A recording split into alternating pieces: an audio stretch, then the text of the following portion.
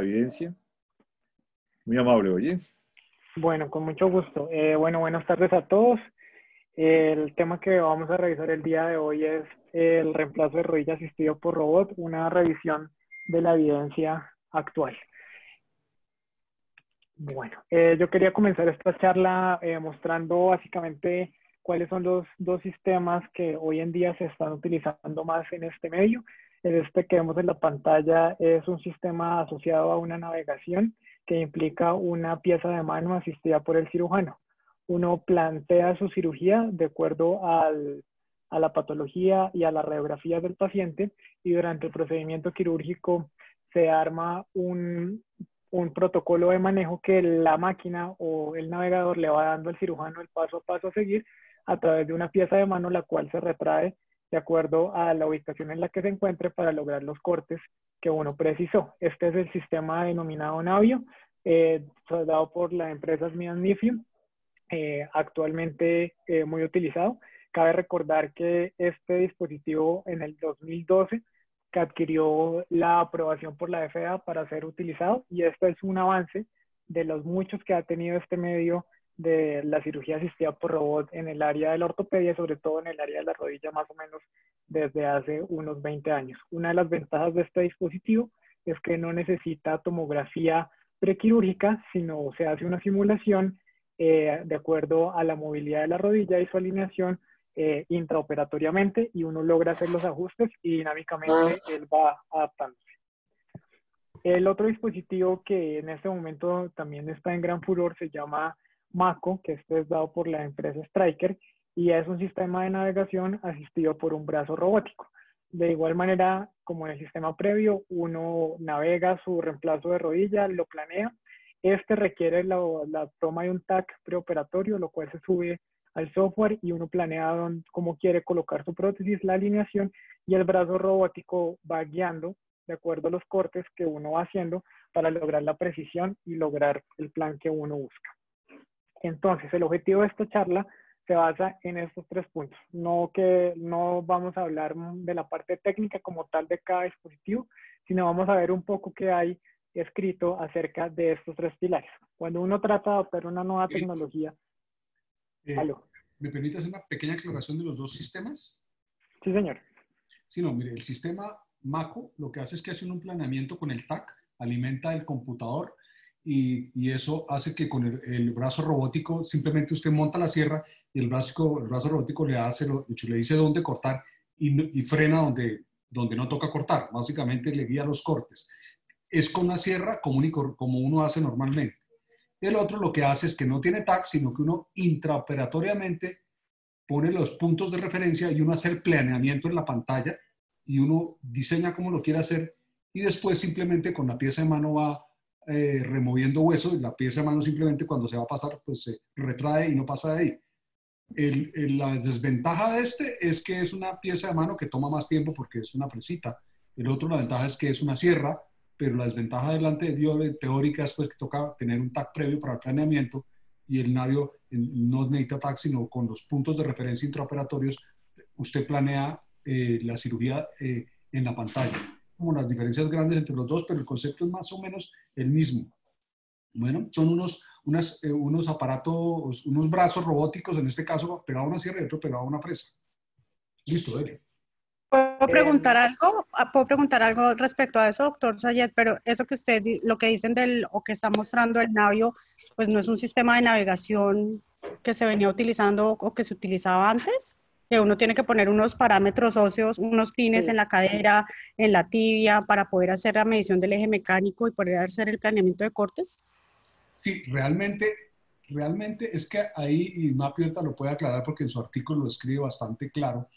Una cosa es la navegación que teníamos antes, donde no hay un device programable, como un brazo programable para hacer los cortes, sino que es una navegación que era una interfase donde le decía al cirujano dónde estaba y dónde iba, y le daba una idea de dónde estaba cortando y cómo era el balance. Eso era una interfase de la navegación.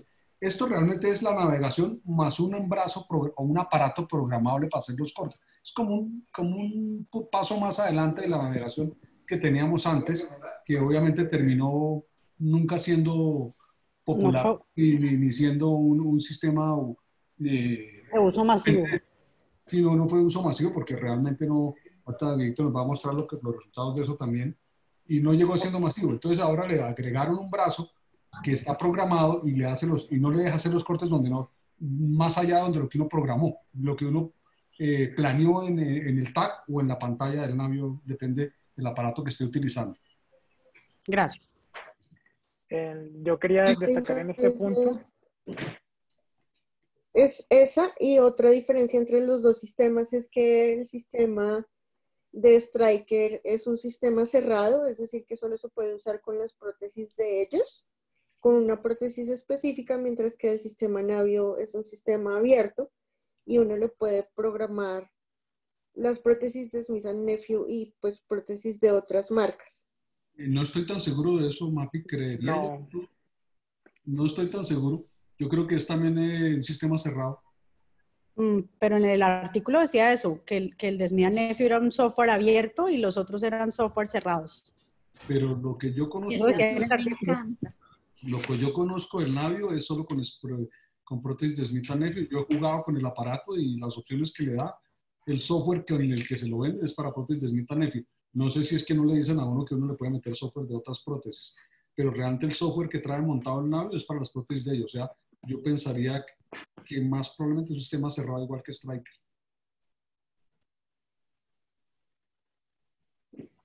Perdón un segundo, yo, Rolando Espitia. El antiguo BrainLab permitía varias prótesis. Sí. Que fue con el que uno podía hacer antes. Aunque BrainLab era de Brown, ellos permitían dentro de su software poner las prótesis, estaban las medidas de las prótesis y uno las podía usar con cualquiera dentro de su equipo. No sé estos nuevos si cambia eso. Pero eso solo sería programación, porque ellos solo cambian el tamaño de la prótesis, porque los cortes pues van con el tamaño de la prótesis. Entonces no sería programación. Sí, doctor Espitia, a BrainLab la compró Smith & Nephew para este dispositivo.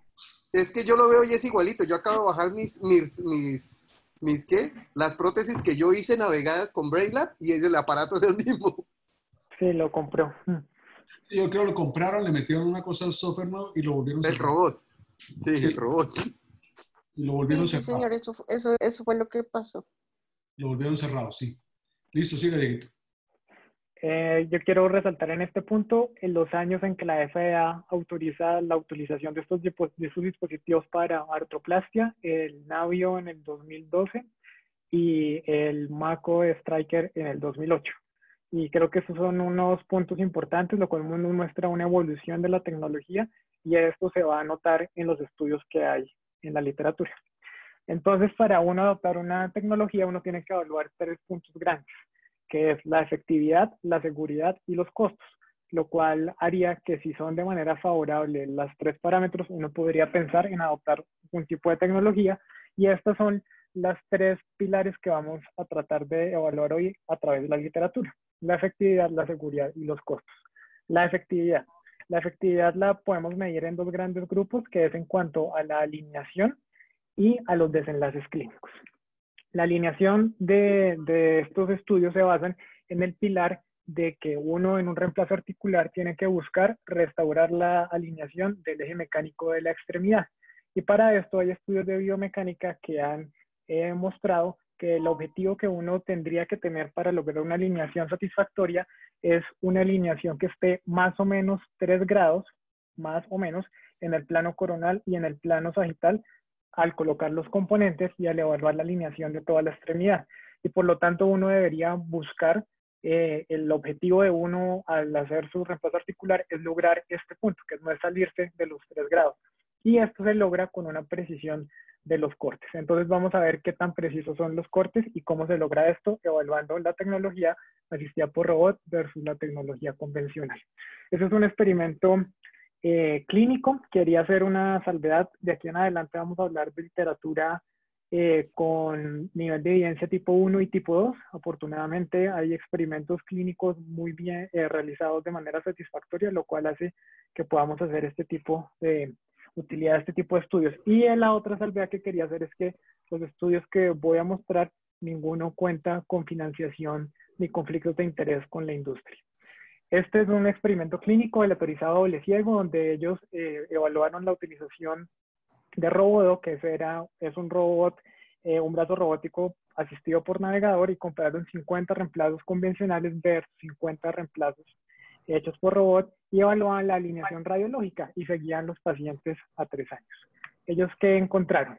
Encontraron que, como se creía en la teoría de lograr una precisión mayor con el sistema robotizado, hubo lograron una mejor inclinación de los componentes, tanto femoral como tibial, en el plano coronal, siendo diferente respecto al reemplazo convencional. Y si uno encasilla este objetivo, que es lo que utilizan en la gran cantidad de estudios, es el número de pacientes, el porcentaje que estuvieron más allá de los 3 grados de lograr la alineación de la extremidad, o sea, outliers, se encontraron pues que no hubo ninguno con el brazo robótico y sí 12 con la cirugía convencional.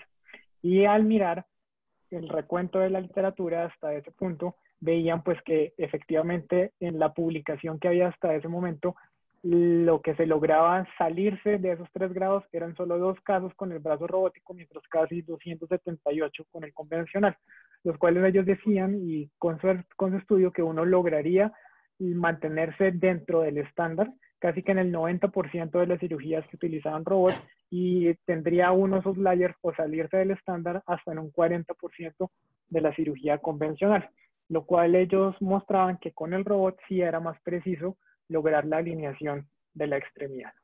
Diego, Ese es otro. una pregunta que creo que vale la pena que usted aborde, que no se le había preguntado, pero ¿el estándar de dónde salió? Doctor, el estándar lo hacen de estudios biomecánicos, más o menos esos son estudios de los años 80 y 90, donde ellos dicen que uno debería lograr una alineación en el plano coronal y en el plano sagital de más o menos 3 grados al colocar los componentes, para que hubiera una durabilidad de la cirugía y que pudiera llegar a asociarse a mejores desenlaces clínicos. Pero eso es importante ese detalle. Creo que hoy no vale la pena discutirlo porque usted no lo revisó y está bien que no lo haga, pero la pregunta siempre iba a ser ese estándar. Si uno mira en esta diapositiva que usted tiene ahí, la diferencia en grados en el fémur y en la tibia es despreciable. Así haya diferencia estadística, ¿de acuerdo? Sí. Esos rangos están dentro del error casi de medición visual. Luego ahí no hay diferencia. Y el estándar que usted propone, que está muy bien, es una alerta simplemente porque los estándares deben estar asociados a desenlaces fuertes. Y ese estándar hasta ahora hay discusión en la literatura de si está asociado a desenlaces fuertes. Entonces, queda puesto en la mesa. El estándar hay que discutirlo. Y usando ese estándar suyo, que es un estándar que tiene razonabilidad, pero uno puede todavía discutirlo, muestra esos desenlaces, ¿de acuerdo? Eso no significa que los pacientes les esté yendo mal. Significa que son diferentes en estándar. ¿Listo? Sí, señor. Sí, señor. Bien. Porque no sabemos la magnitud. Pusieron un umbral categórico, cuando lamentablemente el problema de la variable es continua. Esa es una forma de mostrar la evidencia que yo puedo discutir. Si los grados son continuos, ¿por qué los divido en más 3 menos 3 y me olvido del resto? Eso también es discutible. Entonces, simplemente para que quede en el auditorio un poquito el matiz del estándar. ¿Listo? Sí, señor. Ahora bien, comparándolo con otro experimento clínico aleatorizado del 2018, donde ellos utilizaban el navegador, en este caso el BrainLab, en 100 reemplazos de rodilla, y los comparaban con 100 reemplazos convencionales y miraban su alineación y su seguimiento a 12 años postoperatorio. En este estudio ellos demuestran que obtener un seguimiento a 12 años fue difícil y solamente obtuvieron un seguimiento del 59% en convencional y 46% en navegado. Ellos, ¿qué encontraron? Que este estándar de los 3 grados en varo o algo de la alineación de la extremidad, no había diferencia en lograrlo si el reemplazo era navegado o no navegado, lo cual haría en este estudio dudar si utilizar el navegador haría más preciso la cirugía. Entonces, teniendo en cuenta que hay estudios que se van para los dos lados, afortunadamente experimentos clínicos, se viene la creación, la consecución de metaanálisis. Este es el metaanálisis publicado el año pasado de experimentos clínicos aleatorizados, donde comparaban navegados versus convencionales o con utilidad de robot, y con un seguimiento mínimo de 8 años, 9 estudios, y querían ver pues en cuanto a la alineación que se lograba. Entonces teníamos 1.187 reemplazos convencionales contra 1.175 navegados. Esto es el ponderado de cuánto uno se salía de esos 3 grados, y veía que había, al comparar los estudios, se lograba que se favoreciera el reemplazo navegado. Y si íbamos a ya los componentes femorales y tibiales, veíamos que se lograba en el componente femoral un mejor balance para la colocación del mismo en el plano sagital, y en la tibia lográbamos en el plano coronal tener una ventaja con el uso del navegador. Entonces, al evaluar la alineación y la precisión de los cortes ya con experimentos clínicos llevados a un metaanálisis, podíamos ver que muy posiblemente el uso de tecnología asistida por robot y navegación sí puede llevar a que haya una colocación de los componentes en este estándar de los 3 grados, lo favorece la utilización de navegación. Ahora hablemos un poco de los desenlaces clínicos, porque ya hablamos un poco de cómo quedaba el reemplazo, pero no sabemos muy bien cómo le va. Los desenlaces clínicos los podemos dividir en 3 partes, que es la movilidad, la funcionalidad y la sobrevida. En cuanto a movilidad, este es otro metaanálisis de experimentos clínicos donde ellos utilizaban navegado versus convencional y medían KSS, WOMAC, dolor y movilidad, y lo seguían a 5 años. Encontraron en cuanto a la escala de KSS que no hay diferencia con la utilización de navegación, lo mismo con la escala de WOMAC, y al evaluar dolor tampoco había diferencia, e incluso la movilidad no se lograba mejorar con el uso de la navegación. Entonces, este desenlace muestra que funcionalmente y en movilidad posiblemente a un tiempo de seguimiento como eran 5 años, no hay diferencia con el uso de la navegación. Y si hablamos un poco de sobrevida, el estudio que tal vez tiene más fuerza es este estudio donde evalúa cómo le van a los reemplazos articulares navegados en el registro de artroplastias neozelandés. Y ellos tienen un seguimiento mínimo de 4.5 años y hacen en base a esto una curva de sobrevida. ¿Qué tenemos? Que en los reemplazos navegados versus los reemplazos convencionales, la frecuencia de revisión, que es 0.44 por cada 100 reemplazos hechos en un año, y 0.44 en el lado convencional, lo cual nos muestra pues que no hay diferencia tampoco en la sobrevida. Y aquí ellos miden otra vez el score, esto es la escala de Oxford, donde tampoco encuentran diferencias.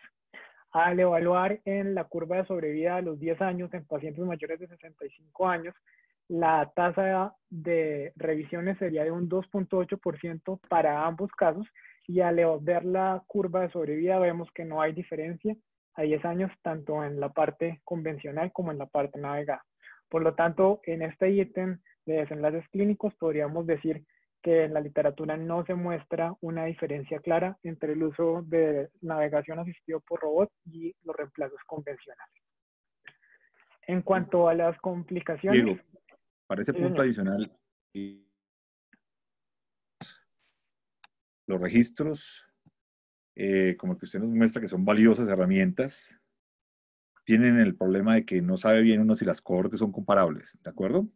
Entonces, siempre que vemos registros, a pesar de que usted está mostrando ahí unas curvas muy parecidas, no conocemos bien las poblaciones. El ajuste por muchos factores es difícil. Entonces, no hay que confundir un registro con un estudio de cohortes. Son grupos de pacientes operados que tienen mucha variabilidad y aquí puede haber un sesgo de selección grande. Sin embargo, no parece en general haber, por lo menos, de acuerdo con estos, este volumen de pacientes que no es malo, una diferencia mayor. Entonces, es simplemente una alerta metodológica, ¿de acuerdo? Los registros son muy importantes, valiosos, pero siempre los debe mirar uno con esa distancia de no igualarlos a las cohortes, porque no son cohortes propiamente, son registros con todas las dificultades y manejan toda la heterogeneidad. Son, entre comillas, estudios ecológicos. Bien, valiosos, valiosos. Muy bien. Sí, señor. Ya vimos entonces el pilar de la efectividad. Qué pena te interrumpo, tengo una pregunta antes. Señora. En los estudios que todos esos estudios que mencionaste, tú hablas de navegado versus convencional, y en navegado te refieres a las dos técnicas, las que son con robot y las que son solo navegadas con imagen? ¿O cómo hiciste para diferenciar en los estudios? Porque hay navegación con asistida por robot, pero también hay navegación solo asistida por imagen. Entonces, ¿ahí hacen en todos los estudios? No, entonces, lo que yo quería tener en cuenta, que precisamente lo dije al principio, es que la tecnología Navio y Mako es una tecnología que no lleva en el mercado más de 5 o 6 años. Entonces, evidencia de esa tecnología precisa muy posiblemente no esté en estos tipos de estudios porque son experimentos clínicos con seguimientos mayores, incluso vamos a ver hasta de 10 años. Lo cual ellos utilizan, no especifican muchas veces qué tipo de robot utilizan, solamente lo meten como navegado, y en sí la evidencia específica para Navio y Mako, que es lo que actualmente yo creo que ahorita más adelante lo vamos a ver, todavía está en construcción, y eso es pues algo que hay que tener en cuenta. Pues Diego, es que a mí me queda la duda porque cuando se habla de cirugía con médico o con Navio se llama asistida por robot, y cuando es navegación se habla de navegación. Entonces me queda la duda si realmente sí están mezclando en estos estudios los dos, porque usualmente si uno hace referencia a médico o a Navio siempre habla de asistida por robot, no a navegación. Sí, o a navegación. yo creo que es... Es decir, no sé si me hago entender a la duda en cuanto... Totalmente, Cristina. Estás hablando de que la intervención no es homogénea y puede haber mezcla aquí. Exactamente, puede Y mezclar. entonces ahí estamos, es diferente de lo que estamos hablando. Pero yo creo que es que en la literatura, cuando uno busca, sí está bien definido que una cosa es una cosa y otra cosa es otra cosa. Y como dice la doctora Suárez, siempre cuando se refieren a Mako y a Navio sale cirugía asistida por robot, y la cirugía asistida por navegación era otra cosa, era lo que decía la doctora María Cristina al principio, que cuál era la diferencia entre uno y la otra. O sea que probablemente esta evidencia hable más es de la cirugía Navegación. De la cirugía navegada, donde uno ponía los pines en la cadera y en el tobillo, pero hacía los cortes a mano alzada. Perdón, una intervención, perdón. ¿Sí, aló? Sigue. No, clarísimamente diferenciado, el título de este artículo es lo que también en oncología, sobre todo para cortes tridimensionales complejos en pelvis, regiones sacroiliacas, es asistencia de imágenes por GPS, informado, retroalimentado por una resonancia en tiempo real o por un TAC, y el equipo, uno con un instrumento puntiforme, con un stylus, uno va marcando en dimensiones reales la orientación de sus cortes y por ende, en el caso del reemplazo, la orientación más exacta y precisa de los cortes femorales y tibiales y de la rotación. Pero eso es distinto, totalmente distinto a robótica, distintísimo. Claramente. Doctor Diego, lo están retando en su presentación del metaanálisis. El criterio de inclusión de estudios fue todo. Yo le dije a Diego eso, que es que no podía mezclar las cosas. Claramente hay un montón de literatura para navegado, que simplemente es una interfase que le dice dónde está parado, pero usted hace los cortes a mano alzada, pues simplemente le va diciendo si lo está haciendo donde debiera. Y otra cosa es tener un robot que le hace los cortes de acuerdo a un planeamiento y que no lo va a dejar salirse de lo que planeó, ¿sí? Lo que pasa es que la mayoría de la literatura todavía está en navegada. Y sí hay un poquito de literatura, ya hay literatura en robot, pero es mucho más, digamos, no mucho, pero es más abundante en uni, con algunos robots. Pero Sí, para total está empezando a salir hasta ahora. De acuerdo, doctor Sayer. Lo que más hay, porque si hay alguna que es escasa, como usted lo dice, es en unis. En unis hay un poco más que en totales. Definitivamente. Sí, señor.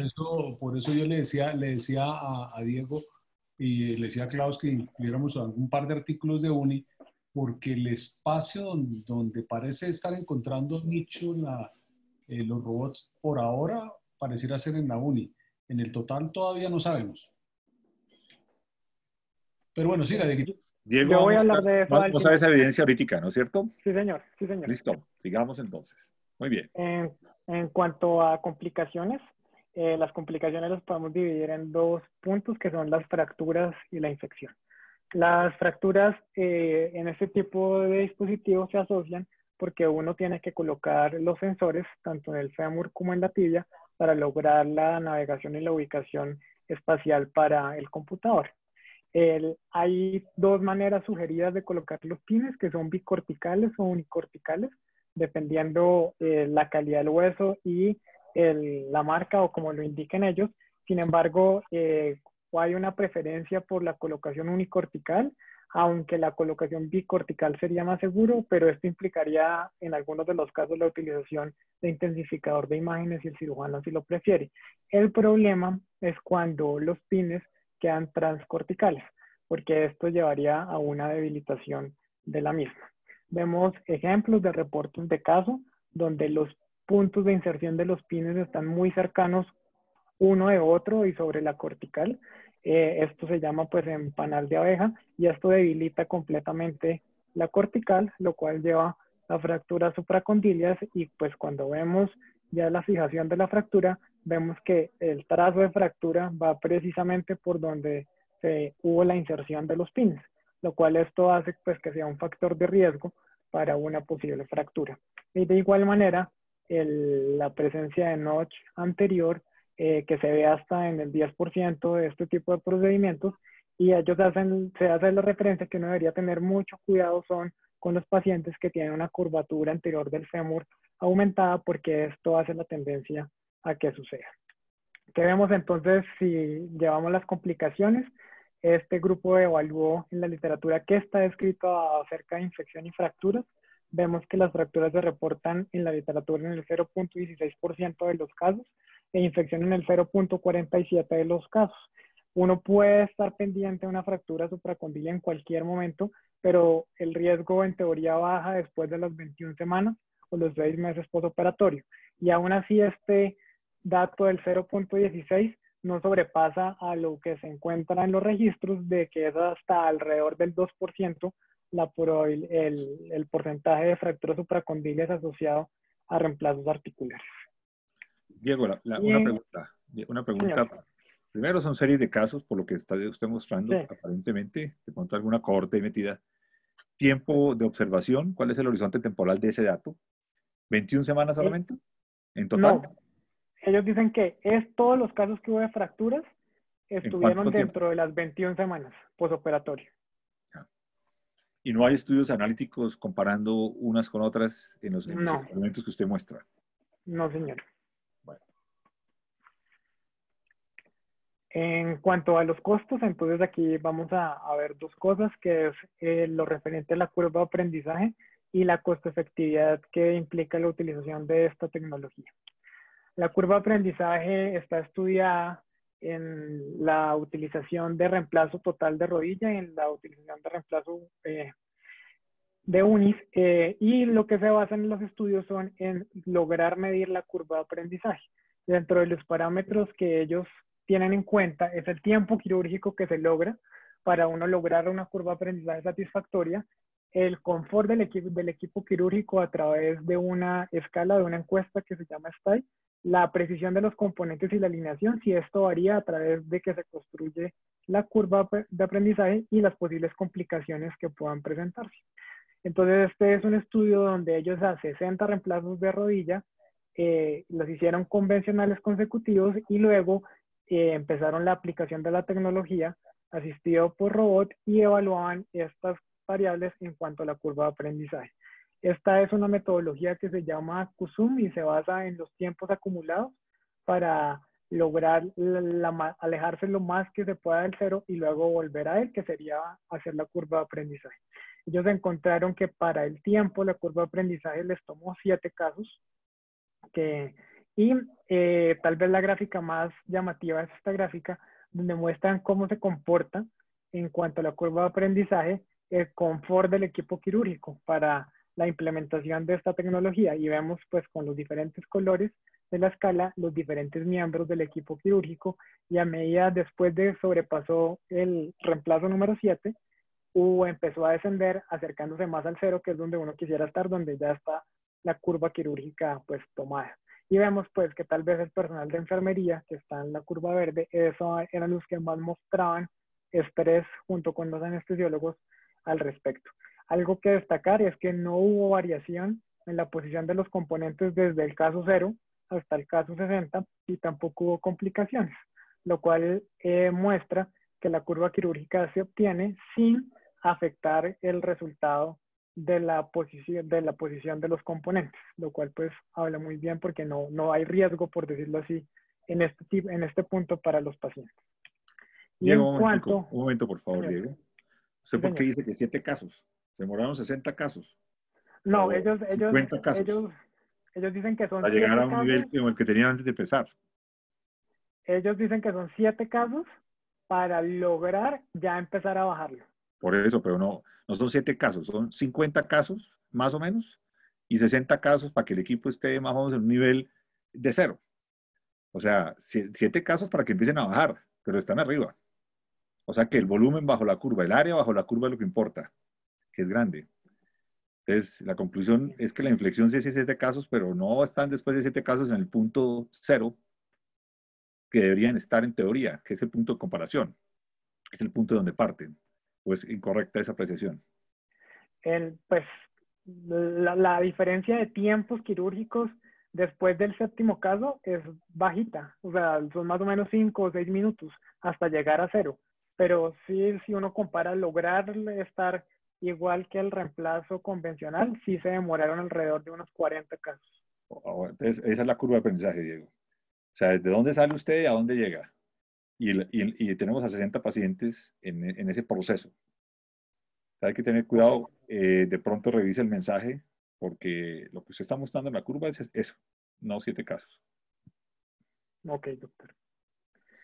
Y respecto a la evaluación de costo-efectividad, este es un estudio del 2008 hecho en Massachusetts, en el General Hospital, donde ellos hicieron un sistema socioeconómico adicional, evaluando la tecnología en cuanto a QALYs, DRGs y costo de procedimiento. Ellos consideraban, o dentro de su modelo económico, que un procedimiento es costo efectivo, en este caso un reemplazo de rodilla, cuando evita procedimientos adicionales, porque eso implicaría pues afectar directamente los QALYs, el DRG y los costos de procedimientos adicionales, entiéndase, revisiones. Entonces, entre uno tuviera un mejor desenlace con los reemplazos primarios, pues la tecnología podría ser costo efectiva.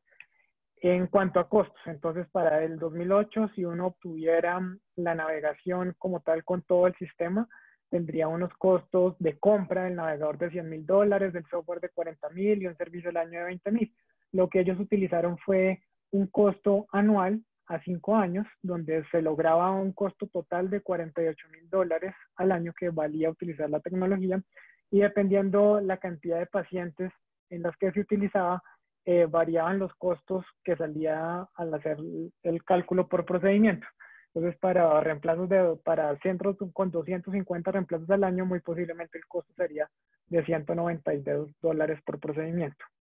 Entonces, el cálculo que ellos hacen para que llegara a ser costo efectiva la intervención, por el precio que tiene, es que uno debería lograr, utilizando la navegación en reemplazos primarios, bajar un 2% la tasa de revisiones cuando uno utiliza en 250 reemplazos la navegación. Si lo utilizara en 150, para justificar y para que fuera costo efectivo, tendría que bajar la tasa de revisión anual en 2.5, y pues en 25 reemplazos tendría que bajar la tasa en un 13%. Entonces esto más o menos nos da la perspectiva de que la tecnología, para que justifique su precio, tendría que, como se mide, es bajando el número de revisiones, que después es un desenlace asociado.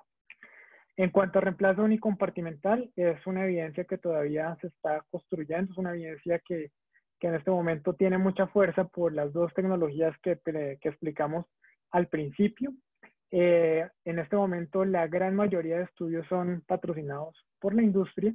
Este es un estudio donde ellos evaluaban 80 reemplazos unicompartimentales navegados y convencionales asistidos por robots y evaluaban la alineación postoperatoria de esos reemplazos y encontraban que pues efectivamente obtenían menores outliers utilizando el robot tanto para lateral o para medial y lograban...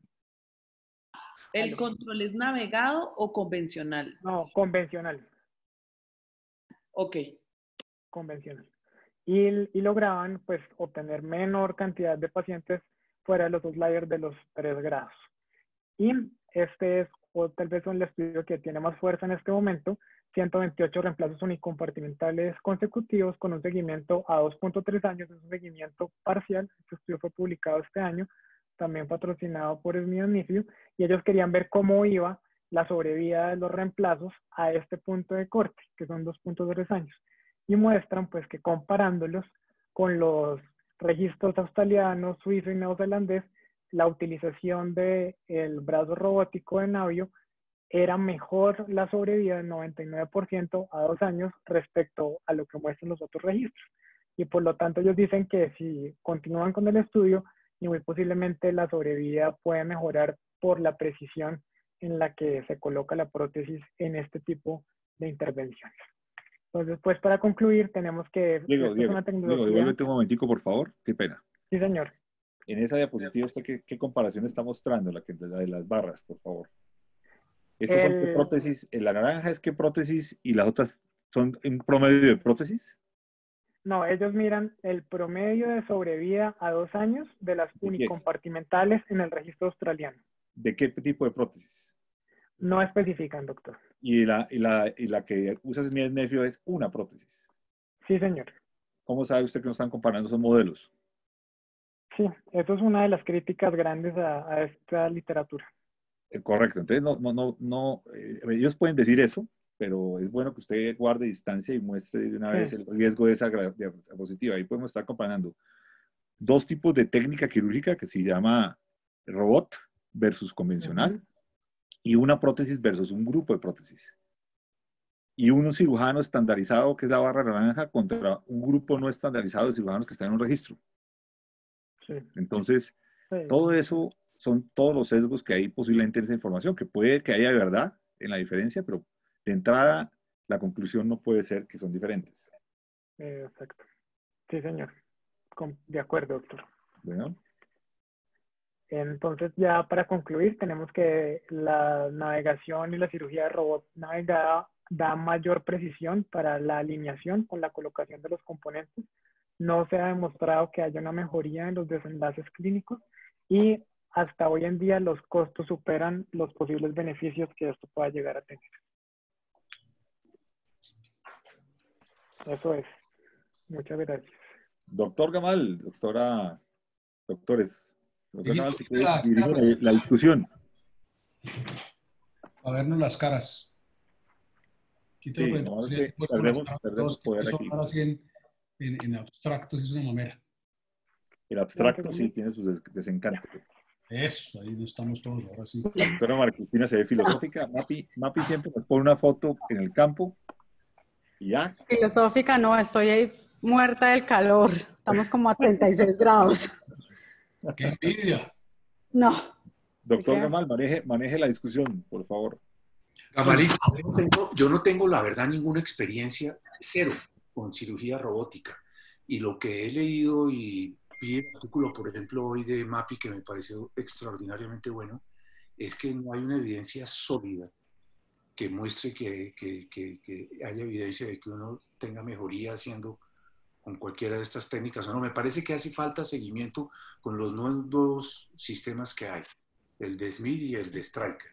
Creo que hace falta una literatura nueva con ese par de técnicas, pero yo creo que no hay una consistencia o una evidencia sólida que diga... Quisiera pedirle a Mapi que nos haga resumen del estudio que ella hizo.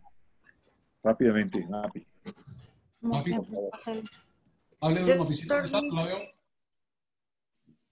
¿Quién? Aquí estoy. Ahí estás, por favor. Foto, video no, porque estoy en fachas, me acabo de bañar. No, entonces tranquilo, Perdón. fresca. Que te encrespó el pelo. Está en bata con bata y en turbante. Más o menos así. Fue una, no fue un estudio, doctor, fue una revisión fue un estudio de revisión de la literatura de lo que había escrito hasta ahí como más filosófico sobre lo que había de reemplazo total asistido por robot. Citamos unos artículos que hablaban sobre lo que estaba diciendo Diego, la precisión de realizar los cortes y qué tan por fuera del objetivo quedaban las prótesis con uno y con otro. También hablamos un poquito sobre todas estas cosas que mencionó Diego, incluido pues el balance de los tejidos blandos, cómo es posible con el sistema Mako en particular tener como una aproximación del balance de los tejidos blandos antes de hacer los cortes, como con las ventajas. La principal ventaja del sistema robótico es que uno no se le va la mano, por decirlo muy pragmático y muy coloquial. Uno es el robot el que tiene el control del poder de la sierra. Si uno le da unos parámetros y uno dice tengo que cortar de aquí hasta acá y de aquí hasta acá, cuando uno empieza a salirse de los parámetros que quiere, pues el robot para. Y esa es la gran diferencia con el sistema de navegación. Entonces se puede decir que incluso en las prótesis donde uno quisiera retener el cruzado, pues habría una ventaja en que uno no podría cuidar un poco más los tejidos blandos. Y sobre todo, y este artículo salió publicado en febrero del 2019 y no había mucho más publicado sobre si era seguro, si habían más tasas de infección o no habían tasas de infección. Había hasta ese momento solo 3 casos reportados, solo 5 casos reportados, 3 casos de pacientes que necesitaron ser revisados por infección periprotésica y 2 casos en pacientes hemofílicos que ya de entrada tienen mucho más riesgo de infección. Sobre la curva de aprendizaje, ellos medían también cómo, pues no ellos, ahí estaba publicado en la literatura que el principal problema es que uno tarda mucho más tiempo en hacer un reemplazo total de rodilla con cirugía robótica y que les costaba al menos 40 casos para llegar a demorarse lo mismo que se demoraban sin el robot.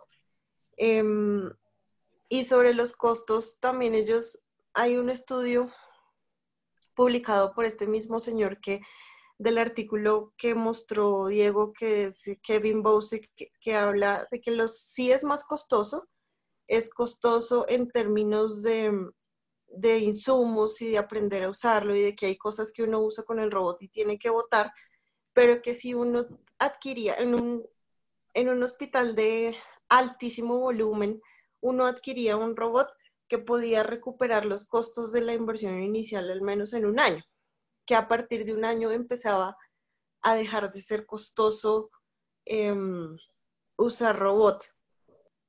Y sobre todo eso, la mayoría de estudios se enfocan en ver, el foco de la mayoría de estudios es ver si se puede lograr la alineación de los 0 más o menos 3 grados en la mayoría de esos, y pues hay estudios que concluyen que sí hay más, sí puede llegar a ser un poco más preciso. De todas maneras, como usted expresaba, doctor Mead, pues de pronto no necesita unos estudios un poco más grandes para poder concluir a favor de una u otra cosa, y lo que mencionaba Diego también es cierto, uno necesita, pues es que esto hasta ahora se está usando en reemplazo total de rodilla, porque pues las unis patelofemorales y mediales pues son otro cuento aparte, pero sí yo creo que no es malo, no va a ser descabellado usarlo, pero sí necesitamos un par de años más. Y sobre todo, lo más importante me parece a mí es que uno dice, está bien, las rodillas quedan alineadas o quedaron bien puestas las prótesis, los resultados de las escalas funcionales podrían ser buenas a un corto plazo, pero a largo plazo, ¿qué? ¿Qué pasa con esas rodillas a 10 años? Que son, como mencionaba usted, doctor Mead, los desenlaces fuertes. Bien. Los desenlaces de revisión, los desenlaces de si efectivamente tener una prótesis en una alineación de 0 más o menos 3 es importante para el futuro del paciente. Totalmente de acuerdo, Mapi.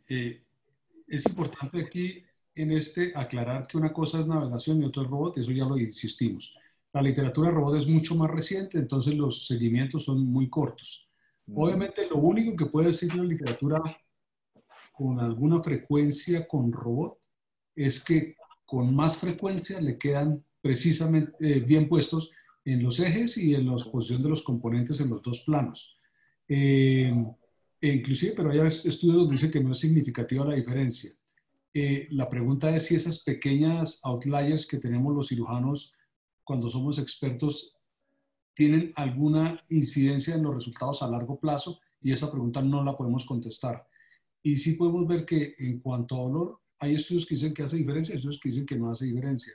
En cuanto a recuperación funcional, pareciera no haber diferencia. O sea, una de las cosas que todos hemos querido llenar en reemplazo de rodillas es el famoso 10 o 15% de pacientes que no quedan satisfechos tratando con ciertas tecnologías de mejorarlo, pero pareciera que el robot sí los deja con más frecuencia bien puestos, pero no llena ese hueco los 15% de pacientes que no están contentos, porque eso tiene otros factores. Entonces yo creo que uno con robot podría con más frecuencia dejarlo bien puesto y bien balanceado, pero puede que eso no haga diferencia a futuro con la literatura que hay. Yo les insistía mucho en lo del UNI, es porque una de las razones por la cual no hacemos UNIs en este país, por ejemplo, y en muchos sitios, es porque la UNI sí tiene establecido una curva de aprendizaje para poder ser predecible en los cirujanos y sí requiere un número de pacientes anuales para mantener el entrenamiento. Y uno podría pensar, ¿no? Eso solo podría, no estoy diciendo que esté probado, que si uno utilizara un robot para hacer UNIs podría obviar la curva y mantener el estándar de posición de los componentes, si eso fuera lo que es importante en la posición de la UNI. Pero Doctor, eso es lo que yo creo. Pero no sería la misma curva, igual tiene que hacer una curva para aprender a manejar el robot, y esa curva no es muy parecida, no sé qué tan parecida sea de aprender a usar el robot o aprender a hacer unis sin robot. Es que sí hay estudios. Porque yo tengo la sensación de que el aprendizaje del robot no son 40 pacientes, por antes son 40 pacientes para igualar tiempos y todas esas cosas, pero el aprendizaje del robot no es como 40 pacientes para aprenderlo a usar bien. Pero igual eso es inmaterial. Realmente el problema del costo del robot ni siquiera son los insumos, porque los insumos desechables no son un costo dramáticamente grande como uno se imaginaría. El problema del robot es lo que cuesta el robot. El robot cuesta una barbaridad como aparato, que eso sí, la recuperación de una inversión de esas en un hospital sin un volumen alto no tiene sentido. Sí, respecto a las UNIs, hay un par de estudios biomecánicos que hablan sobre la importancia de la precisión de la alineación, sobre todo en las mediales, porque el mayor problema es la progresión, es el desgaste del polietileno. Y en el Rothman están haciendo un estudio, o hicieron un estudio también, donde comparaban, donde concluían que era mucho mejor y quedaban muchísimo mejor alineadas si se usaba un robot en las unis mediales. Y ahí yo creo que ahí es donde está, donde uno puede ver una mayor ventaja del uso de la asistencia robótica en las unis. Sí, yo tengo la sensación que ese podría ser el nicho, sin poder decirlo afirmativamente, que podría ser el nicho para el robot si no fuera una cosa tan costosa y entonces, si fuera una herramienta como comprar un artroscopio y decir, bueno, usemos el artroscopio para hacer las unis, pero eso no es tan sencillo. Porque, Doctor Sayed, pero lo pueden dar por comodato como las otras cosas. No Eso sé. podría cambiar, sí. No tengo... ¿Mm?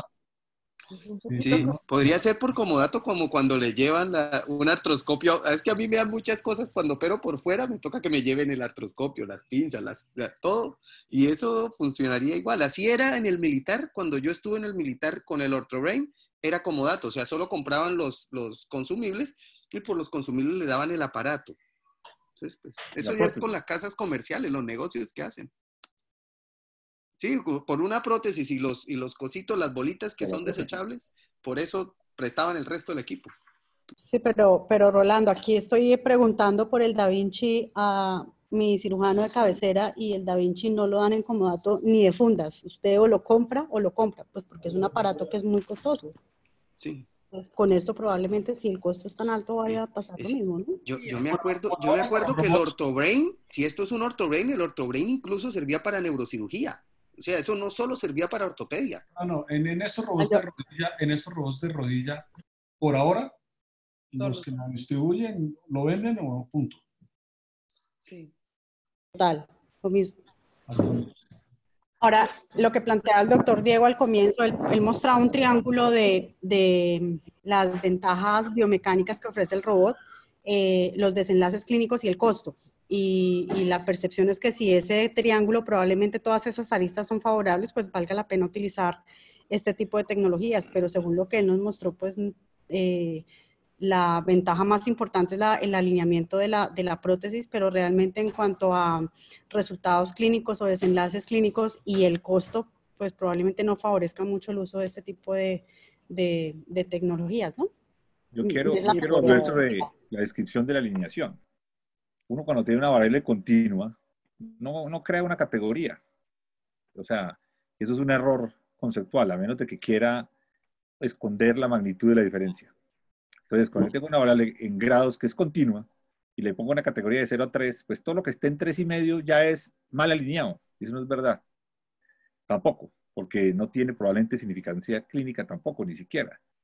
Entonces, es curioso que la literatura toda se haya montado sobre ese desenlace, que es un desenlace de precisión cuestionable de entrada, porque además no lo puede uno leer en grados para ver si lo convence que son 3,5 grados o 2,5 grados. ¿Qué diferencia entre 2,5 y 3,5?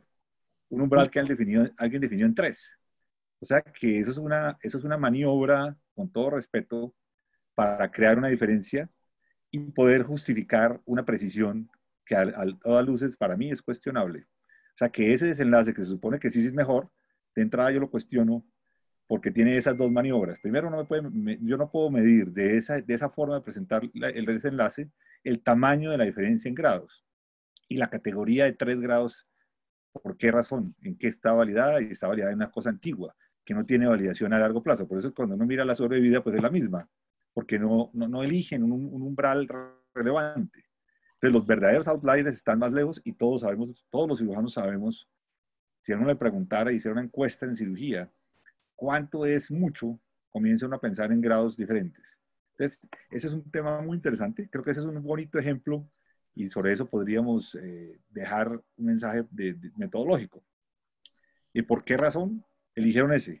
Y para Diego, que es una tarea interesante y si le gusta el tema, porque creo que le gusta, es cómo se originó ese umbral hace 15 años y por qué lo siguen usando. Para mí a todas luces es inútil. De entrada yo diría que eso es inútil, es una buena forma de vender un producto. Esto es una cuestión de mercadeo, hasta ahora, para mí. Pues tan es así, ese no es un parámetro real, es que, pues sí, encuentran diferencias cuando ponen el límite de los 3 grados, pero en los desenlaces que nos importan no hay diferencia. Claro. Entonces, probablemente no tiene validez de desenlace. Por otro lado, yo quería pues hacer la acotación de que estos artículos en sus discusiones casi todos muestran que competir contra un reemplazo de rodilla convencional en manos de expertos es muy difícil, porque el parámetro y el gold standard es alto y lograr mejorar algo de esta calidad, pues posiblemente haya que estudiar más y haya que tener mayores seguimientos para lograr decir que es aún mejor de lo que se logra en un cirujano experto. Yo quería agregar, de pronto en la revisión que hizo Diego se enfocó mucho en la alineación y de pronto por eso lo que dice el doctor ni tenga toda la razón, pero es por eso la duda de si era navegado o asistido por robot, porque si uno revisa la literatura de la cirugía del reemplazo de rodilla asistida por robot, ellos no solo hablan del alineamiento, pues de la alineación, sino que hablan de muchas otras ventajas. Y yo creo que, como dice el doctor Sayed, el problema es un problema de tiempo y de seguimiento. Y la mayoría de los artículos y de los estudios que hay tienen máximo 2 o 3 años de seguimiento y todos muestran unas mejorías, sobre todo en la satisfacción y en los PROMs. Entonces, si uno se pone a leer un poquito más detalladamente cuáles podrían ser las ventajas del robot, además de la alineación, tiene muchas ventajas con relación al manejo de los tejidos blandos. Yo nunca he hecho ningún reemplazo con el robot, pero he tenido la oportunidad de ver los dos y de cómo funcionan y realmente sí ayudan mucho en el manejo de los tejidos blandos. Entonces, creo que eso podría explicar cómo al principio, en los primeros días posoperatorios, hay menos dolor en los pacientes y mayor satisfacción. Pero eso no necesariamente quiere decir que a un futuro esas prótesis se vayan a revisar menos.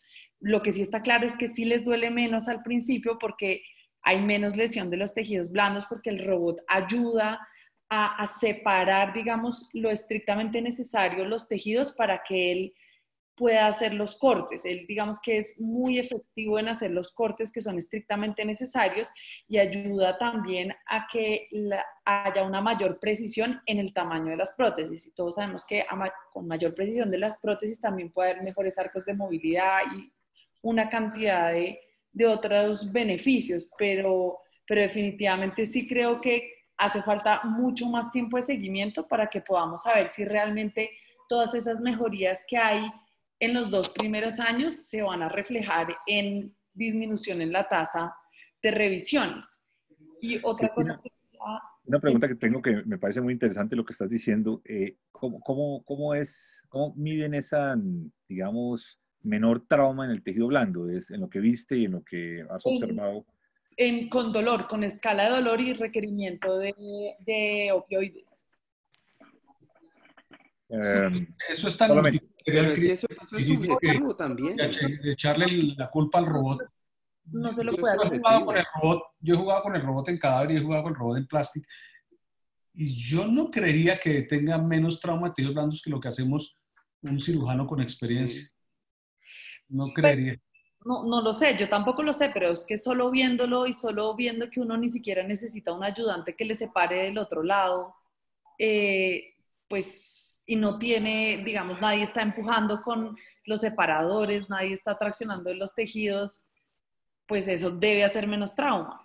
Ahora, pues si hay más tiempo quirúrgico y una ventaja que tiene uno sobre el otro es que como el navio aún usa la fresa y es por un tema de patentes, porque la patente de la sierra aún no se ha liberado y es por eso que el navio todavía es con fresa. Entonces digamos que el fresado para una uni es relativamente corto, pero ya fresar todo el fémur y toda la superficie de la tibia pues es mucho más largo, pero eso es un tema puramente de liberación de patentes, de forma que cuando la patente se libere y ya los dos sistemas tengan la sierra y haya pasado un poco más de tiempo, yo creo que podremos estar viendo si realmente sí funciona o no. Bueno, yo quisiera hacer una pregunta a todos los asistentes viejos.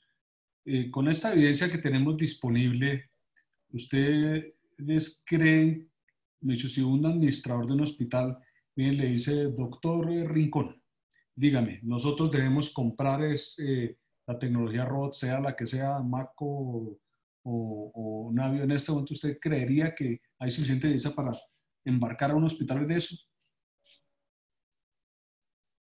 Gustavito, contésteme usted primero eso. Gustavo. ¿Me escuchó? Estás con el parlante apagado. No se escuchó nada. No, sí no soy yo, pero tiene el parlante apagado. Casualmente me respondiste la pregunta, el internet me sacó. ¿Me la repites, por favor? Gustavito, ¿usted cree que con la evidencia que tenemos hoy en día de del robot, no de la navegación, del robot, que es una navegación con unos aditamentos adicionales. Usted, si un administrador de un hospital le dice, doctor, compramos esta cosa, ¿usted cree que vale la pena? ¿Le damos una cosa mejor a nuestros pacientes? ¿Vale el costo o usted cree que todavía no? No, definitivamente no. El año pasado, incluso en la Academia en Las Vegas, nos invitaron a la suite de hospitalidad que tenía Smith & Nephew en su stand y le hacían firmar a uno una carta secreta que no podía difundir nada de eso, con un misterio grande.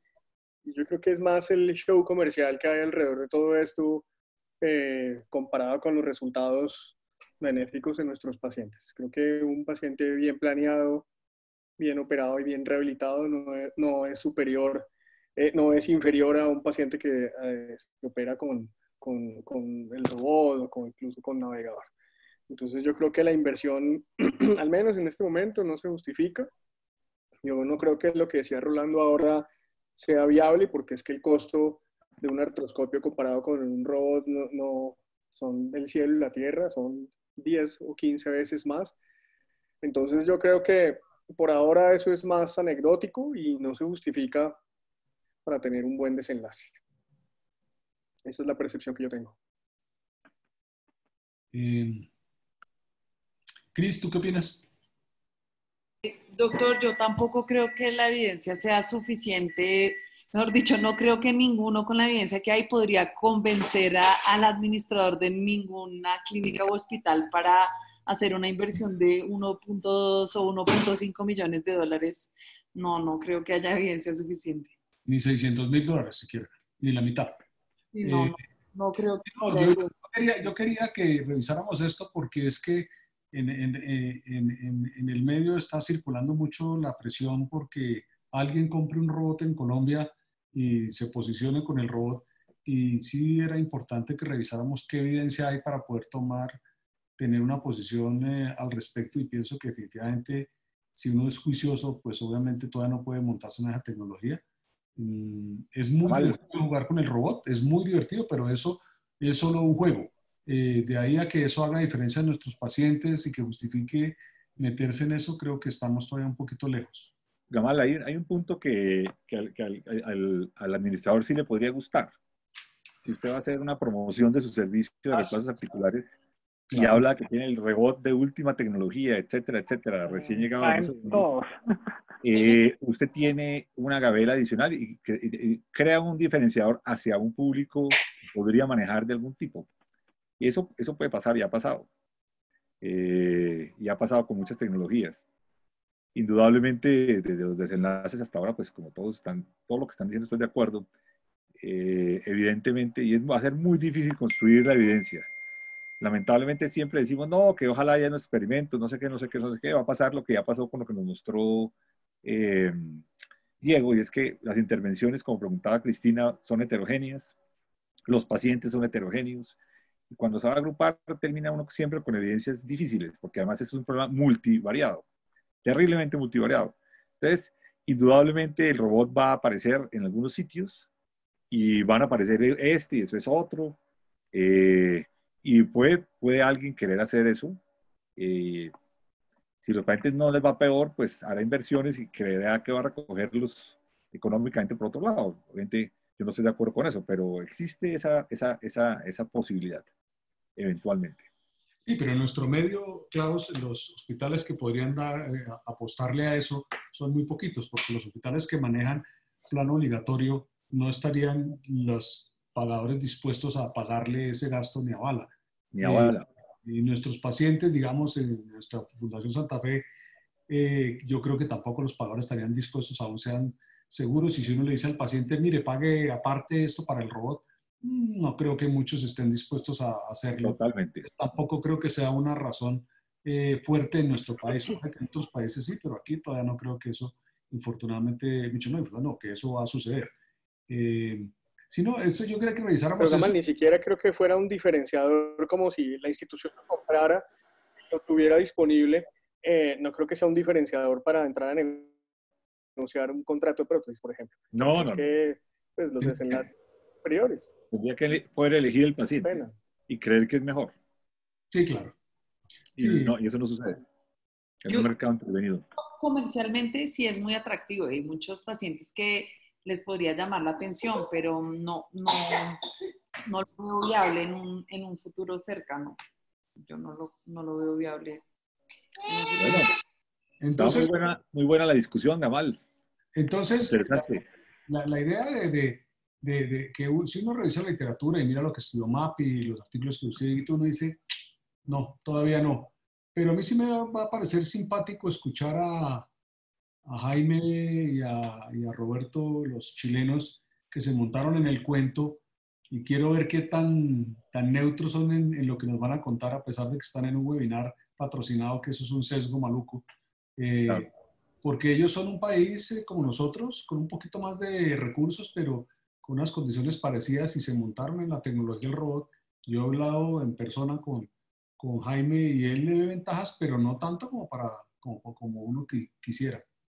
De acuerdo. Creo que vale la pena, Diego, coja el reto de demostrarnos que ese umbral tiene alguna lógica. Sí, señor, es un artículo. Y convence, porque es que miren cómo un idioma, se crea un idioma de conversación que se llama la precisión alrededor de los 3 grados, y todo el mundo lo acepta. No, claro, ya hay artículos que Es muestran cuestionable de entrada. ¿Ah? ya hay artículos que muestran que ese grado ese outlier a largo plazo no hace diferencia. Por eso es que ya está cuestionado los 3 grados. Probablemente uno quisiera usar es rangos, por decir, bueno, No, entre 0 y 6. números absolutos. Es una variable continua. ¿Qué hace uno clasificando una variable continua que habla sola? A Sí, menos no. de que quiera esconder o magnificar resultados. Eso es para eso es que lo hace. Esa es una estrategia típica del manejo de los números y está descrita. Y tengo una pregunta. Yo también. Dale, Mapi. Sí. Dale, Cris. Bueno, gracias, Mapi. En ese orden de ideas, viendo los resultados que nos mostró Diego, las consideraciones que nos explica la doctora Cristina Suárez, no la conozco, mucho gusto.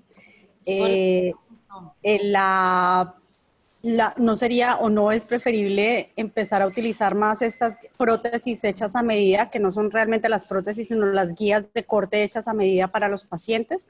Estas prótesis de Medacta, creo que es Mia Nerfio, también tiene una. Realmente eso es un sistema que es muchísimo más asequible, por ejemplo, para un hospital como el mío, que jamás creo que voy a ver un robot en mi hospital. Pero este tipo, por ejemplo, de tecnologías o de opciones, creo que sí podría ser mucho más factible y puede darnos unos resultados de pronto o equiparables con un reemplazo convencional, o de pronto para algunos casos específicos superiores. Cris, esos instrumental paciente específico que se hacen ¿sí?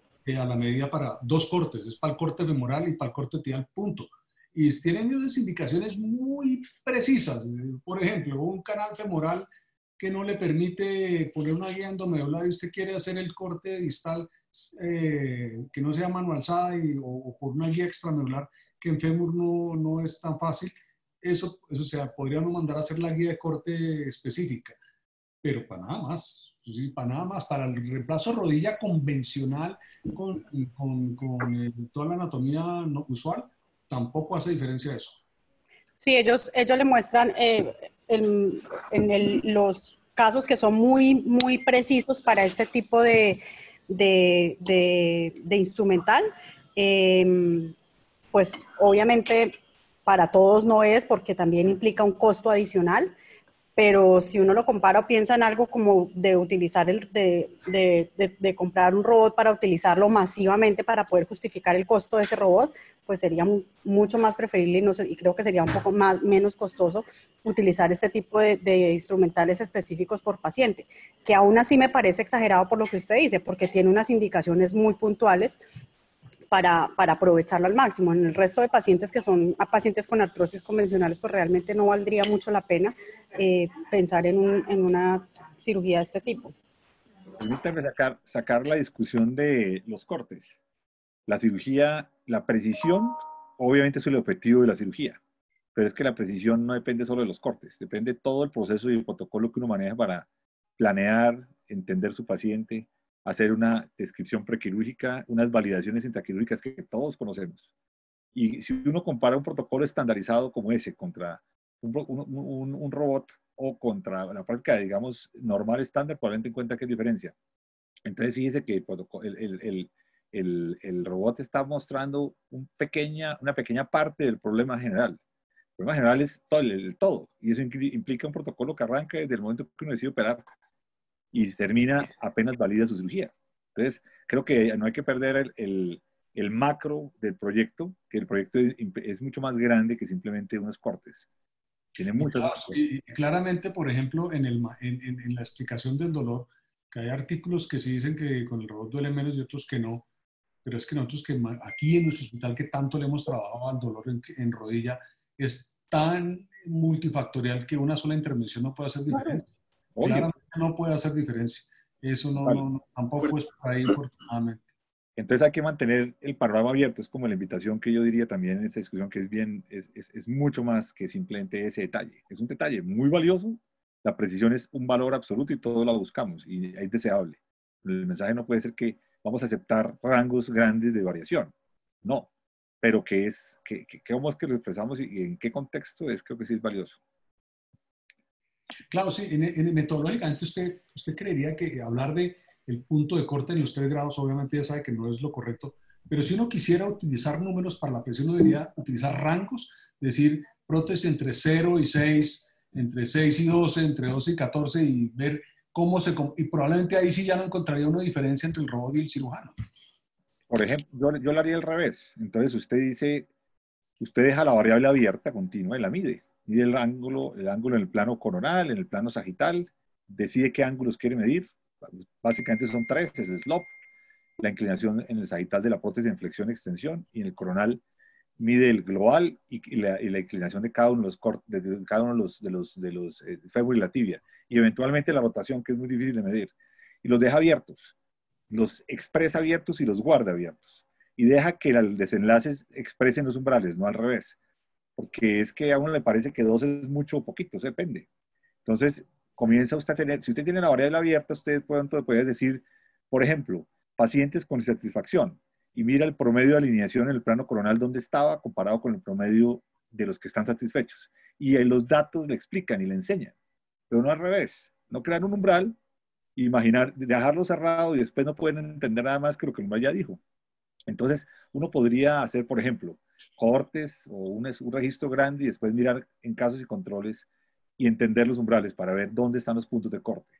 Así como vamos a hacer, por ejemplo, con el trabajo de estabilidad patelofemoral. Nosotros no tenemos todavía un punto de corte, nos lo estamos imaginando. Vamos a tratar de construirlo en reversa. Si yo de entrada dijera, rótula estable, más o menos estable, medio estable, desaparezco la variable y ya no la puedo usar. Entonces, es recomendable siempre mantener las variables continuas como son, en su natural. Si uno quiere expresar umbrales y jugar con ellos, lo puede hacer, pero debe tener las dos para poder construir después conocimientos sobre eso, es lo que yo creo. Y además no es lo que yo creo, es lo que se recomienda con las variables. A menos de que usted quiera tener...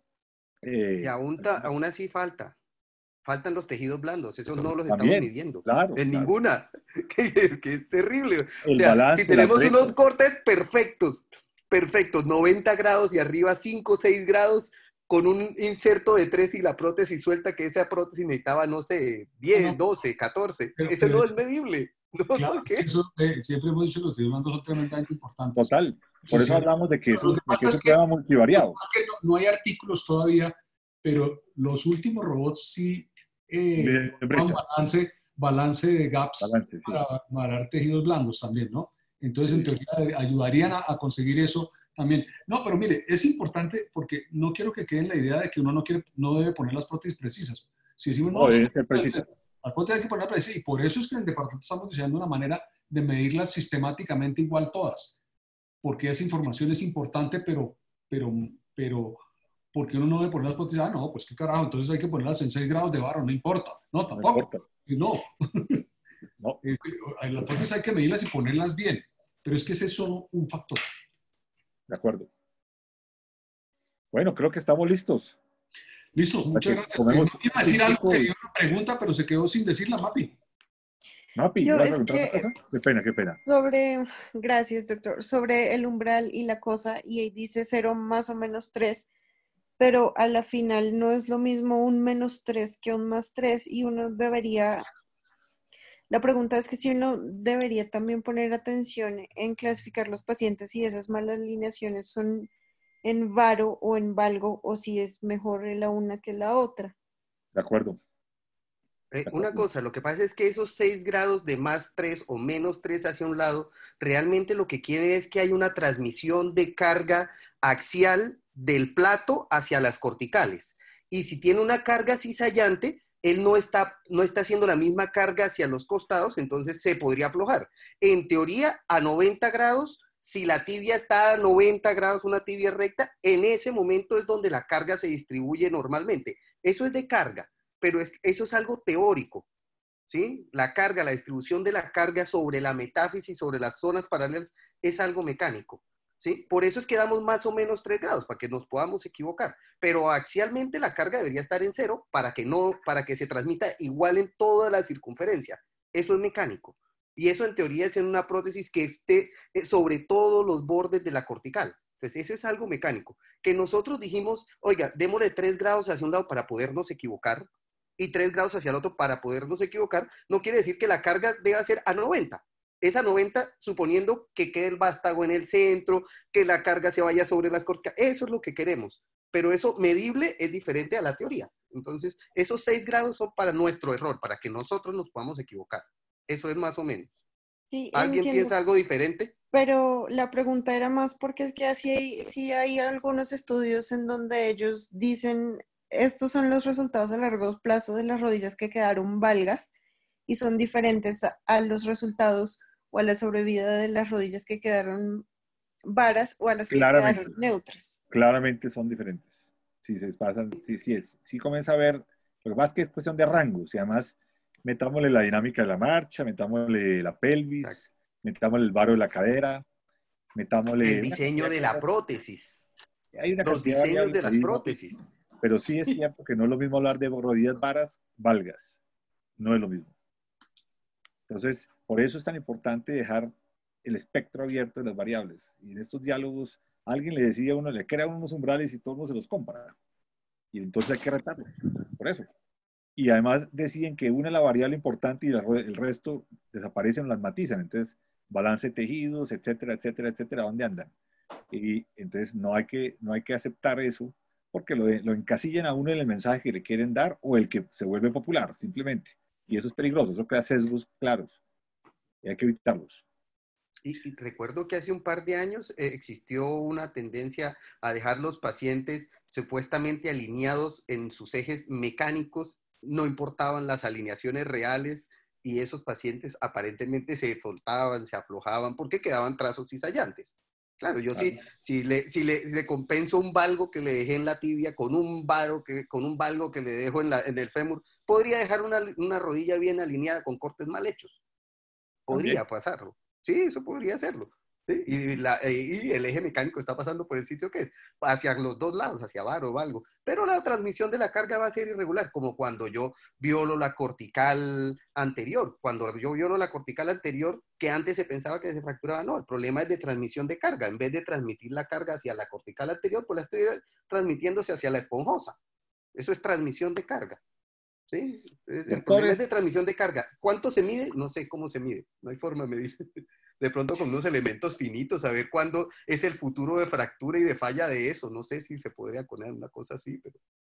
Los invito a que descansemos 7 minutos, si les parece. ¿Cierto, Kamal? Sí, no, perfecto. Muy bien. Creo que fue divertido la discusión. Agradecido con todos ustedes. Creo que cumplimos el objetivo que yo quería.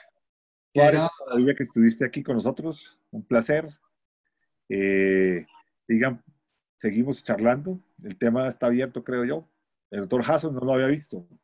Doctor Hasson, qué maravilla. Que estén muy bien y pasen buena noche. Gracias. Nos vemos en el siguiente evento si queremos. Suerte.